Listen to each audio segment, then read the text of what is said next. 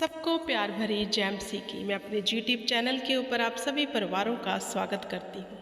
तो मेरे प्रिय भाई बहनों, आज का जो मैं विषय लेके आई हूँ यीशु मसीह का प्रकाशित वाक्य है। हालेलुया। आप सब जानते हैं प्रकाशित वाक्य की बातें आने वाले समय के बारे में बताई गई हैं। प्रकाशित वाक्य अध्याय 1 से लेकर 1 उसकी 4 से लेकर 8 तक मैं पढ़ूंगी। हालेलुया। मेरे प्रिय भाई बहनों, प्रकाशित वाक्य में लिखा है जो इस पुस्तक को पढ़ेगा और सुनेगा, हालेलुया, वह धन्य होगा। मतलब इतनी प्रभावशाली ये पुस्तक है, जो इसकी बातों को सुनेगा और पढ़ेगा। प्रकाशित वाक्य इतना महत्वपूर्ण है। हालेलुया। उसके जीवन में परमेश्वर अद्भुत काम करेगा। तो इस पुस्तक की बातों को गंभीर से सुनना, आपके बिगड़े काम बन जाएंगे। और विश्वास करना, क्योंकि वचन में लिखा है प्रकाशित वाक्य में, जो इस पुस्तक को पढ़ेगा और पढ़कर सुनाएगा और विश्वास करेगा, हालेलुया, उसके जीवन में प्रभु यीशु मसीह का आगमन होगा और वह छुड़ाया जाएगा। क्या लिखा है यूहन्ना की ओर से, एशिया की 7 कलीसियाओं के नाम उसकी ओर से, जो है और जो था और जो आने वाला है, और उन 7 आत्माओं की ओर से जो उसके सिंहासन के सामने है। प्रकाशित वाक्य में मेरे प्रिय भाई बहनों 7 कलीसियाओं का जिक्र किया हुआ है। हालेलुया। तो प्रकाशित किसके ऊपर खुला था? यूहन्ना के ऊपर। हालेलुया।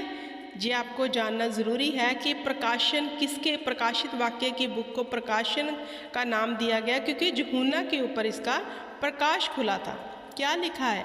यीशु मसीह की ओर से, जो विश्वास के योग्य साक्षी और मरे हुए में से जी उठने वालों में पहलौठा और पृथ्वी के राजाओं का हाकिम है, तुम्हें अनुग्रह और शांति मिलती रहे, जो हमसे प्रेम रखता है और जिसने अपने लहू के द्वारा हमें पापों से छुड़ाया है।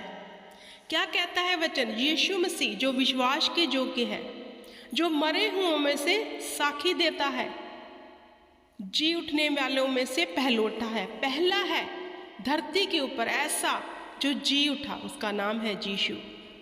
जो राजाओं का हाकिम है, उसका अनुग्रह और उसकी शांति मैं विश्वास करती हूँ कि आपके जीवन में सदा बनी रहेगी।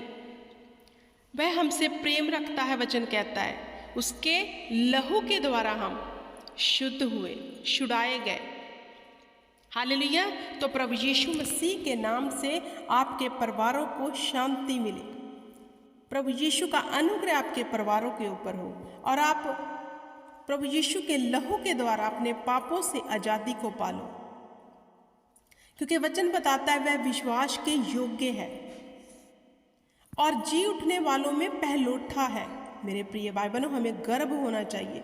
हमारा परमेश्वर जी उठने वालों में पहला ऐसा है जो जी उठा, मरकर जी उठा, और राजाओं का हाकिम है, सब कुछ उसके कंट्रोल में है। हालेलुया।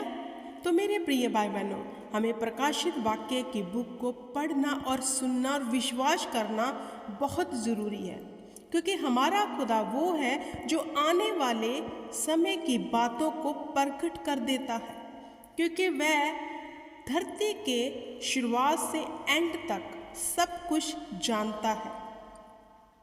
हालेलुया। क्योंकि उसी के द्वारा ये पवित्र शास्त्र की लिखी गई, और जो कुछ हो रहा है, होने वाला है, वो सब इस प्रकाशित वाक्य की बुक में यूहन्ना के ऊपर प्रकट हुआ। हालेलुया। तो कितना प्रभावशाली यह वचन है, यीशु मसीह की ओर से जो विश्वास के योग्य साक्षी और मरे हुए में से जी उठने वाला है, जी उठा है। आगे वचन क्या कहता है? और हमें एक राजा और अपने पिता के लिए जाजक भी बना दिया, उसी की महिमा प्रकर्म जुगन जुग रहे, आमीन। तो मेरे प्रिय भाई बहनों, अपने पिता के लिए जाजक भी बना दिया। प्रभु यीशु मसीह अपने पिता के लिए, हमारे लिए एक महाजाजक ठहरा, जो हमारे न्याय करने के लिए ठहरा दिया गया। अब हमारा पहले न्याय की बुक में हम पढ़ते हैं, न्यायियों की बुक में आप पढ़ सकते हैं, वहाँ न्यायी परमेश्वर खड़ा करता था। वह न्यायी जब मर जाते थे फिर इजरायली पाप में चले जाते थे। हालेलुया। लेकिन अब जो न्याय हम पर ठहराया गया है वो मरा नहीं, जीवित हो गया। तो अब हम प्रभु के वसीले से, यीशु मसीह के वसीले से, जो हमारा न्यायी है, जो हमारा जाचक है, हम पाप में नहीं जा सकते, क्योंकि उसके नाम से हमें जो है छुटकारा मिला है।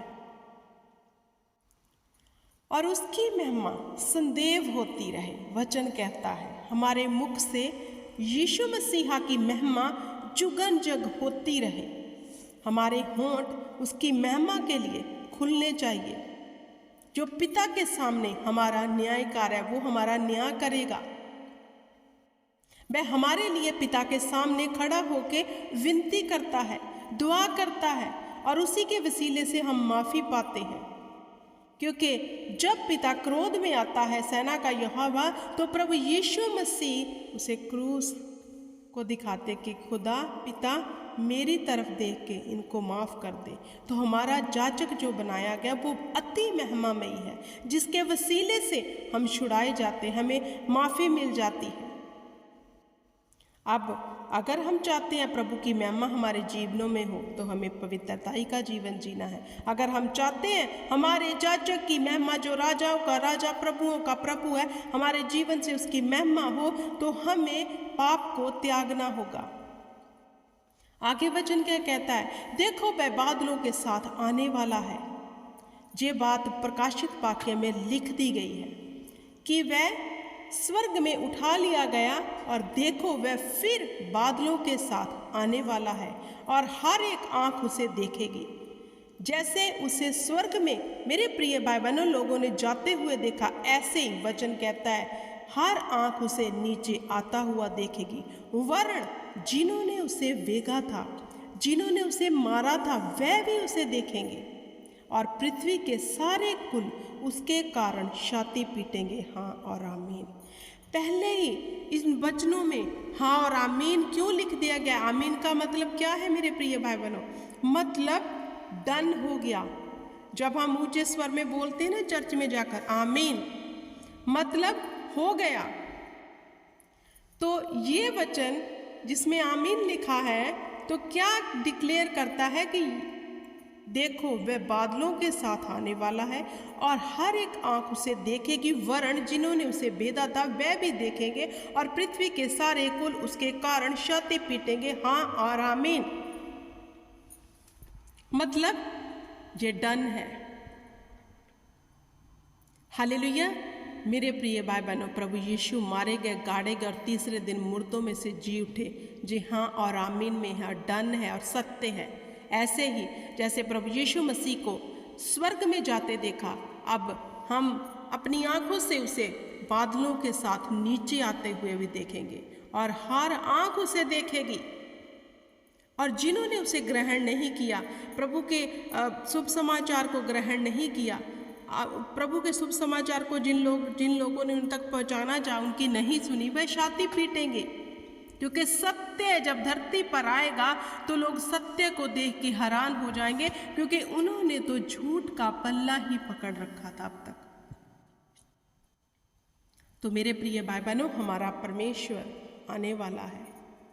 जो प्रकाशित वाक्य में प्रकाशन हो गया यूहन्ना के ऊपर, वह डन है। इस पुस्तक को अधिक पढ़ा करो, चित्त लगाया करो, विश्वास के साथ पढ़ा करो, और दूसरों को सुनाया करो। देखना कैसे बरकत आपको मिलती है, क्योंकि वचन में ऐसे ही लिखा है। इस पुस्तक को पढ़ने वाला, सुनाने वाला दोनों ही धन्य होंगे। हालेलुया। तो मेरे प्रिय भाई बहनों, जो हमारा परमेश्वर प्रभु यीशु मसीह है, जिसने मौत के डंक के ऊपर फतेह पाई, हमारे लिए जीत गया मौत को, वो हमारे लिए फिर आएगा हमारा न्याय करने। हालेलुया। तो जब मेरे प्रिय भाई बहनों, एक बात मैं तुम्हें बताना चाहती हूँ, अब अनुग्रह का समय है, फिर न्याय का समय होगा, फिर माफ़ी नहीं मिलेगी, फिर सिर्फ न्याय होगा। माफ़ी अभी अभी है तो अभी माफ़ी को ले लो, फिर माफ़ी नहीं मिलेगी, फिर सिर्फ न्याय होगा। फिर जब प्रभु यीशु मसीह नीचे आएंगे बादलों में घोड़े पर सवार होकर, फिर आप माफ़ी नहीं मांग सकते, फिर तो सिर्फ न्याय होगा। जो किया है उसको अलग कर दिया जाएगा। प्रभु परमेश्वर वह है जो है और जो था और जो आने वाला है, जो सर्वशक्तिमान है। ये कहता है कि मैं ही अल्फा और ओमेगा हूँ। हालेलुया! क्या कहता है वचन? प्रभु परमेश्वर वह है जो है और जो था और जो आने वाला है, जो सर्वशक्तिमान है। ये कहता है मैं ही अल्फा और ओमेगा हूँ। जुगन जुग हमारे परमेश्वर की महिमा हमेशा होती रहेगी, क्योंकि वही परमेश्वर है। वही पहले था, वही अब है, वही अल्फा है और वही ओमेगा है। दूसरा कोई परमेश्वर है ही नहीं। वही सर्वशक्तिमान है। मुझ से भी वही था, अब भी वही है। अल्फा और ओमेगा मैं हूँ। प्रभु यीशु मसीह ने कहा मैं हूँ सत्य, मैं हूँ मार्ग, मैं हूँ जीवन। मेरे द्वारा कोई भी स्वर्ग में प्रवेश कर ही नहीं सकता। जो मेरे द्वारा आएगा, जो मेरे रास्ते में आएगा, वह स्वर्ग में प्रवेश करेगा। और प्रभु ने कहा मैं ही अल्फा और ओमेगा हूं। जो मुझसे पहले आए सब चोर और डाकू थे। हालेलुया! अल्फा मतलब पहला, ओमेगा मतलब आखिरी। कौन है? यीशु मसीह।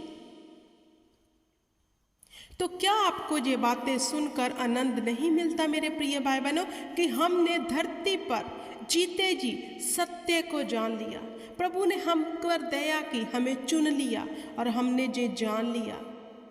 हम अल्फा और ओमेगा परमेश्वर के पास आ गए, क्योंकि हमने तो उसे चुना ही नहीं, उसने हमें चुना है और ठहराया है कि हम फल लेके आए। अब देखना है क्या हम प्रभु यीशु मसीह की जैसे उसने हमारे लिए कुर्बानी दी, जो किसी ने धरती पर ना दी, ना कोई देगा, ना कोई जी उठा, ना कोई जी उठेगा। वह हमारे लिए जी उठा और जिंदा है। क्या हमने उसकी कुर्बानी के लिए काम किया है? क्या हम फल लेकर आ रहे हैं या फिर अपनी ही दुविधा में फंसे हुए हैं? हालेलुया! उसका जी उठना बहुत है हमारे लिए, क्योंकि वह सर्वशक्तिमान परमेश्वर है। प्रभु परमेश्वर वह है जो था और जो आने वाला है। वो है हमारा यीशु मसीह, जिसके इंतज़ार में हम बैठे हैं कि वो फिर बादलों में आएगा, जैसे बादलों में उठाया गया। तो उसके आने से पहले क्या हम तैयार हैं? जब वो न्याय करने आएगा, क्या हमने अपने आप को रेडी किया है? क्या हमने परमेश्वर के वचन के अनुसार अपने जीवन को व्यतीत किया है? जानना ज़रूरी है मेरे प्रिय भाई बहनों। इस वचन की समाप्ति मैं यहीं करती हूँ और प्रभु का अनुग्रह आपके जीवनों में सदा बना रहे, जी मैं दुआ करती हूँ in the name of Jesus Christ. आमीन, आमीन और आमीन।